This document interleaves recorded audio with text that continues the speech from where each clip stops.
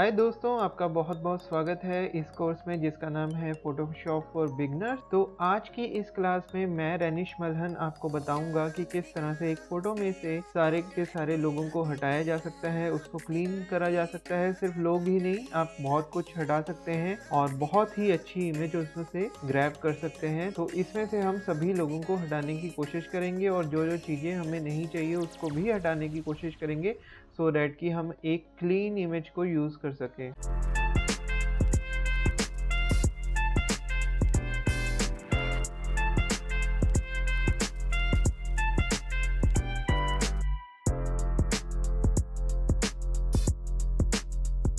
तो चलिए इसे करके देखते हैं, बट उससे पहले अपनी इस इमेज को प्लीज़ डाउनलोड कर लीजिएगा। इसका लिंक आपको डिस्क्रिप्शन में मिल जाएगा, इस प्रोजेक्ट फाइल का लिंक भी आपको डिस्क्रिप्शन में मिल जाएगा। तो उसको डाउनलोड करिए और साथ में हमारे करके देखिए। अगर कोई प्रॉब्लम आती है तो प्लीज़ पूछिए। तो दोस्तों, सबसे पहले आप यहाँ पे देख सकते हैं कि कौन कौन सी चीज़ें हैं हमें हटानी है। तो मैं एक बारी मार्क कर देता हूँ आपके लिए। तो एक बारी हम ये डिस्कस कर लेते हैं। अगर मैं एक नई लेयर बनाता हूँ और इसमें मैं यहाँ पे आपको ब्रश के थ्रू बताता हूँ। एक तो इन दोनों को हमें हटाना है और इस बोट को पूरा ही हमें गायब करना है। यहाँ पे आप देख सकते हैं रिफ्लेक्शंस भी है, इन्हें भी हमें गायब करना है।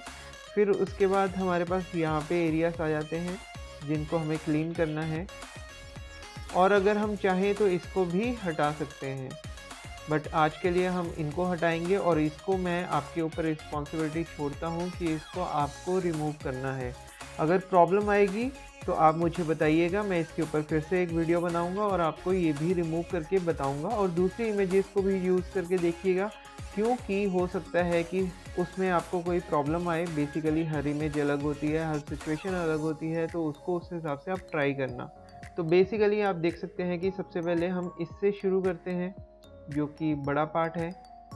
तो बड़े पार्ट से शुरू करने के लिए सबसे पहले मैं यहाँ पे ले लेता हूँ हमारा क्लोन स्टेम टूल। इसका हम यूज़ कर सकते हैं, या फिर अगर मैं बहुत ही सिंपल चीज़ का यूज़ करना चाहूँ, यहाँ पर जहाँ पे हमारे हीलिंग ब्रश टूल्स हैं, इसके बीच में हमारा आ जाता है पैच टूल। तो हम पैच टूल का यूज़ कर सकते हैं, या पैच टूल की जगह पर, क्योंकि ये एरिया बहुत बड़ा है, तो पैच टूल ऐसी जगहों पे यूज़ हो सकता है जहाँ पे इस तरह का छोटा एरिया हो। जैसे कि हमने लेफ़्ट माउस बटन से इसके आस-पास से सिलेक्शन बना ली है, उसके बाद हम यहाँ पे क्लिक करेंगे और इसको मूव कर सकते हैं। यहाँ पे देख सकते हैं कि यहाँ पे लिखा आ रहा है couldn't use the patch tool because the selected area is empty। इसका मतलब ये है कि जो हमने लेयर सेलेक्ट करी हुई है उस एरिया में कोई इंफॉर्मेशन नहीं है, तो वो इसको किस तरह से मैनिपुलेट करेगा वो ये पूछ रहा है। तो मैं यहाँ पे ओके कर देता हूँ।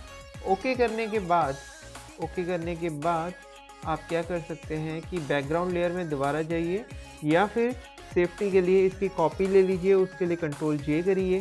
सिलेक्शन के साथ हुई थी इसलिए वहाँ पे सिर्फ सिलेक्टेड एरिया ही आया है, आप देख सकते हैं, सिर्फ उतना एरिया ही यहाँ पर आया है। तो मैं सबसे पहले इसको डिलीट करता हूँ और यहाँ पे कंट्रोल जे करके इसकी एक डुप्लीकेट कॉपी ले लेता हूँ। आप देख सकते हैं कि यहाँ पे कॉपी आ गई है, और उसके बाद मैं यहाँ पे सिलेक्शन बनाऊँगा। ये बेसिकली कॉपी इसलिए बनाई है कि हमारी जो ओरिजिनल फाइल है उसको कोई फ़र्क ना पड़े, सो दैट कि यहाँ पे कोई गलती हो तो हम वापस इस फाइल पे आ सकें। तो चलिए इसको क्लिक एंड ड्रैग करेंगे, तो आप देख सकते हैं कि ये एरिया चूज़ कर रहा है जहाँ पे भी हम इसको छोड़ रहे हैं। तो हम यहाँ पे लीव कर सकते हैं। तो आप देख सकते हैं कि हमारा ये बहुत अच्छे से रिप्लेस हुआ है।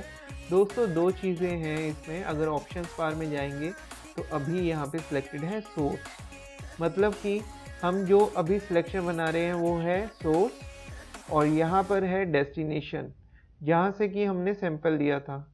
इसी तरह से अगर हम डेस्टिनेशन पे जाते हैं तो डेस्टिनेशन का मतलब ये है कि मैं जहाँ से सैंपल लेना चाहता हूँ उसको सिलेक्ट कर लूँगा, और सिलेक्ट करने के बाद जहाँ पर भी रखूँगा वहाँ पे वो चीज़ आ जाएगी। तो आप देखिए बड़ी आसानी से हमारा ये काम हो गया है। तो आप दोनों को ही यूज़ कर सकते हैं, ये आपके ऊपर है। तो चलिए उसके बाद हम आगे बढ़ते हैं। तो जैसे इसको भी हम पैच टूल के थ्रू निकालने की कोशिश करते हैं, अगर ये निकलता है, अगर नहीं निकलेगा तो हमारे पास और बहुत सारे ऑप्शंस हैं। बट ये नहीं निकलेगा। उसका रीज़न ये है कि हमारे पास कोई प्रॉपर लैंडस्केप नहीं है। अगर मैं कहीं पर भी जाऊंगा तो आप देखेंगे कि सैंपल लेने की कोई जगह नहीं है, जिसके कारण कि हम सैंपल कहीं और का ले ही नहीं सकते, कुछ और ही आ जाएगा यहाँ पे जो कि गलत होगा। तो यहाँ पे हमें क्या करना है दोस्तों, सबसे पहले हम इसको रिमूव कर लेते हैं। तो आप देख सकते हैं कि मैंने ये सिलेक्शन बना ली है। तो ये मेरी सिलेक्शन है। तो सिलेक्शन के साथ मुझे क्या करना है दोस्तों, मैं एडिट में जाऊंगा और यहाँ पर मुझे मिल जाता है कंटेंट अवेयर फिल। इसके ऊपर क्लिक करूँगा तो आप देख सकते हैं कि यहाँ पे मुझे एक विंडो मिल रही है जहाँ पे जो रिमूव्ड पार्ट है वो हमें दिखाई दे रहा है, जो कि इसका रिज़ल्ट है। और यहाँ पे हमें ओरिजिनल पार्ट दिख रहा है, और जो ग्रीन पार्ट है मतलब कि ये वहाँ से सैंपल लेगा। तो जिन जगहों से हम सैंपल नहीं लेना चाहते उसको हम रिमूव कर सकते हैं, जैसे कि इस बोर्ड को मैं यूज़ नहीं करना चाहता इस सैंपल में। तो इस तरह से ये रिकैलकुलेट हो रहा है, यहाँ पे आप देख सकते हैं। उसके बाद मैं इस एरिया को नहीं सैंपल में लेना चाहता, तो आप देख पाएंगे कि वहाँ का सैंपल भी रिमूव हो जाएगा। तो जिस जिस जगह को आप रिमूव करना चाहते हैं वहाँ पे आप ब्रशिंग कर सकते हैं, ये नेगेटिव होएगा। और जिस जगह को ये ऐड करना चाहते हैं सैंपल के लिए, तो आप यहाँ पे प्लस पे क्लिक करिए और यहाँ पे पेंट करेंगे तो ऑटोमेटिकली वो ऐड होगा। तो हम इसको रिमूव करते हैं, रिमूव हो गया है। उसके बाद हम कलर एडॉप्शन को एडजस्ट कर सकते हैं। आप देख सकते हैं कि ये इतना बेहतर नहीं आया है, तो थोड़ा सा कलर एडॉप्शन को हम यूज़ करके देखते हैं। तो यहाँ पर मैं वेरी हाई करके देखता हूँ सबसे पहले। तो आप देख सकते हैं कि यहाँ पे थोड़ी सी चेंजेस हुई हैं।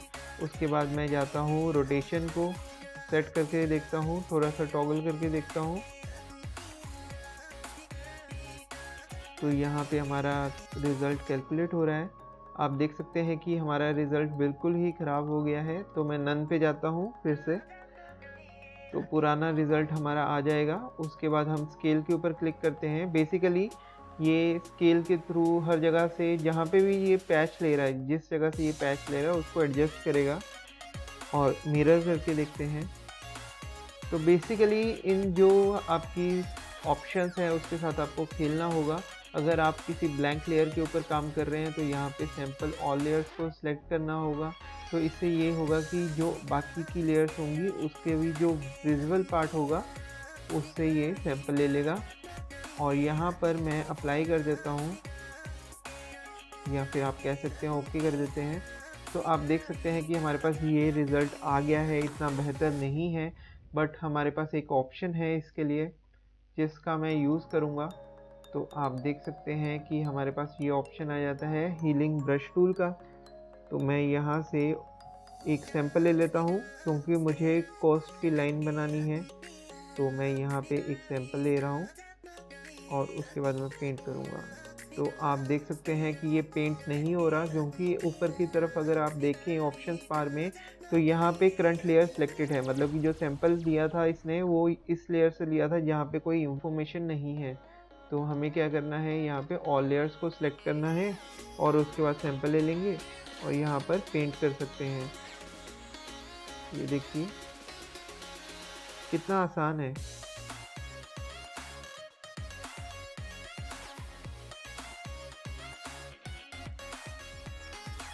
ये देखिए आप जहाँ से भी आपको सही लगे वहाँ से सैंपल ले सकते हैं। आप देखिए यहाँ पे कॉस्ट लाइन बहुत अच्छे से ड्रॉ हो गई है। सबसे पहले लैंड एरिया को हम ठीक कर लेते हैं। ये देखिए थोड़ा सा ब्रश को और सॉफ्ट कर लेते हैं और स्पेसिंग को रिड्यूस कर लेते हैं।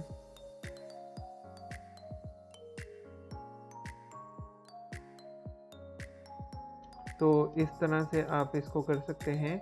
अगर आप चाहें तो आप क्लोन स्टैम्प टूल का भी यूज़ कर सकते हैं। ये देखिए यहाँ से सैंपल ले लेते हैं। सैंपल लेने के बाद आप ब्रशिंग कर सकते हैं। ब्रश को हमेशा हमें सॉफ्ट रखना है। आप देखिए बहुत अच्छे से ये आपका काम होगा यहाँ पे।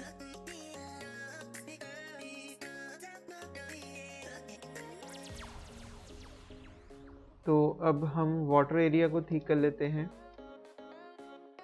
यहाँ से मैं अलाइन को बंद कर रहा हूँ, क्योंकि अगर आप देखेंगे कि हमारा जो हमेशा स्टार्ट होगा वो एक अलाइंड वे में स्टार्ट होगा। यहाँ पे देखिए सैंपल जहाँ से ले रहा है वो आगे वहीं से मूव कर रहा है, बट हमें ऐसा नहीं चाहिए। तो उसके लिए दोस्तों क्या करना है, हमें अलाइंड को हटाना है, ताकि हम जितनी बारी क्लिक करें जहाँ से सैंपल लिया था वहीं से हमारा क्लोन स्टैम्प टूल स्टार्ट हो।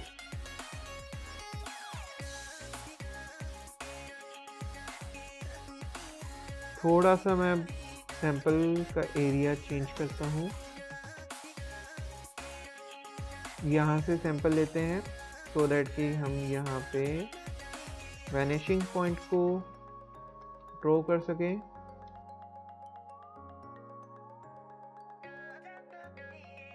थोड़ा सा ब्रश को छोटा करते हैं,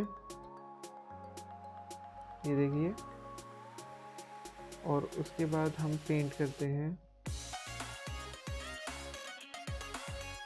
ये देखिए बहुत अच्छे से आपका सारा काम होगा। थोड़ा ब्रश को बड़ा करके यहाँ पे इसको यहाँ पे मिक्स करने की कोशिश करते हैं।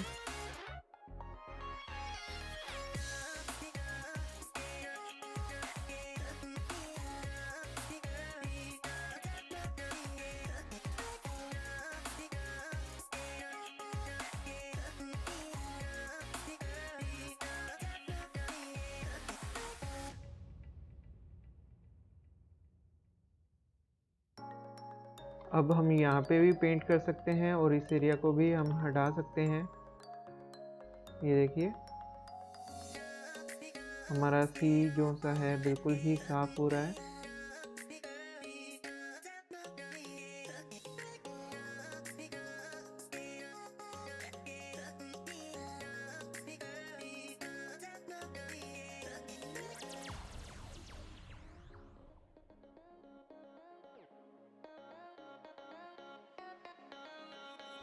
तो देखिए हमारी इमेज बिल्कुल क्लीन हो चुकी है। तो आप अब इसके ऊपर ट्राई करिएगा और इन सबको क्लीन करने के बाद इसको पूरी तरह से क्लीन करिएगा। उम्मीद करता हूँ कि आपको अच्छे से समझ आ गया होगा और आपका प्रोजेक्ट अच्छे से ख़त्म हो जाएगा ये वाला। और कुछ दूसरी इमेजेस को भी ट्राई करिएगा। अगर कहीं पर भी कोई प्रॉब्लम आती है तो नीचे कमेंट्स में मेरे को बताइए या मेरे सोशल मीडिया हैंडल्स पे मुझे बताइए, सो दैट कि मैं आपकी हेल्प कर सकूं और उसके ऊपर एक वीडियो बना दूंगा, सो दैट कि आपको प्रॉपरली समझ आ जाए। अगर आप चाहो तो लाइव सेशन के ऊपर आ जाऊंगा ताकि आपको ज़्यादा अच्छे से समझ आ जाए। और प्लीज़ इस चैनल को सब्सक्राइब करना मत भूलिएगा और बेल आइकन को प्रेस कर दीजिएगा। चलिए मिलते हैं अगली क्लास में। Thanks for watching.